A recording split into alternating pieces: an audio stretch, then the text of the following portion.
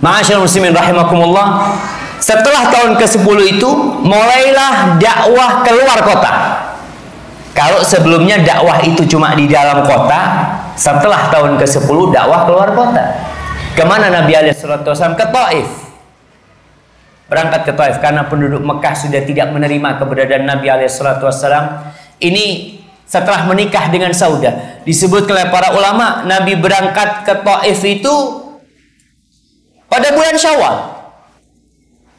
Menikah bulan Syawal sama Saudah, berangkat ke Taif bulan Syawal. Karena ini waktunya berdakwah. Beliau tinggalkan Mekah, berangkat ke Taif. Dengan harapan mungkin orang-orang Taif bisa menerima. Ternyata lebih dahsyat siksaan yang diberikan oleh orang-orang Taif. Dikumpulkan anak-anak kecil agar mereka melempari dan mengusir Nabi Muhammad SAW. Nabi pulang dari Taif. Di tengah jalan Allah kirim sebagian bangsa jin yang masuk Islam. Seperti di surat Al-Ahqaf ayat 29 sampai 31. Ayat 31 jemaah. Allah ceritakan tentang bagaimana masuk Islamnya jin. Allah yang menghibur Nabi SAW. Manusia nggak masuk Islam, ya udah. Kewajibanmu cuma menyampaikan jin masuk Islam. Masya Allah. Di sini surah mengatakan dakwahnya nggak sia-sia. Keberangkatan beliau ke Taif nggak sia-sia. Ternyata jin masuk Islam. Dan di tengah jalan, dalam kondisi beliau menunduk, tampak hina ketika diusir dari Taif, Allah kirim Jibril bersama malaikat penunggu gunung. Malaikat itu mengatakan, Malakul Jabal, yang mengatakan, ya Muhammad in syi'ta an udbiq alaihimul akhsyabain. Kalau kau berkehendak, wahai Muhammad sallallahu alaihi wasallam, aku akan timpakan 2 gunung kepada penduduk Mekah, bukan kepada penduduk Taif yang rajin, kepada penduduk Mekah 2 gunung itu. Karena yang menyebabkan keluarnya Nabi SAW dari Mekah ke Taif itu penduduk Mekah. Jadi kuncinya ini orang Mekah.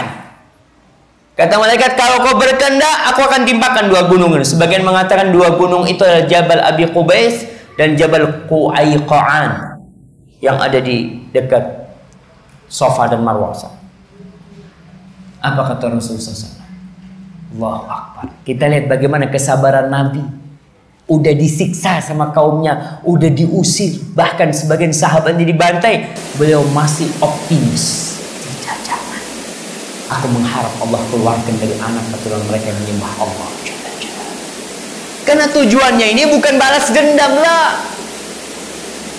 Jihad itu tujuannya bukan untuk menumpahkan darah lah, untuk menyampaikan agama Allah ini. Sehingga kalau agama Allah ini sampai tanpa pedang, itu yang diinginkan sebenarnya. Maka Rasulullah SAW tidak. Kita jamaah, kalau marah sama orang, kita musuhan sama orangnya. Kita akan musuhan sama bapaknya, sama anak keturunannya kita akan musuhan. Tapi Nabi SAW bermusuhan sama bapak-bapaknya, beliau berharap anak keturunan mereka jadi anak-anak yang soleh. Maka kita perlu belajar dari Nabi SAW. Jangan sampai kebencian kita sama satu orang, ini kadang-kala urusan silaturahim ya. Orang kalau satu kerabat kadang-kala ada masalah, itu sama keponaannya nggak nyapa, keponaannya sama aminnya nggak nyapa. Padahal yang ada masalah bapak sama bapak. Tapi sampai anak keturunannya, na'udzubillah. Belajar, kita harus sabar ketika bergaul dengan manusia.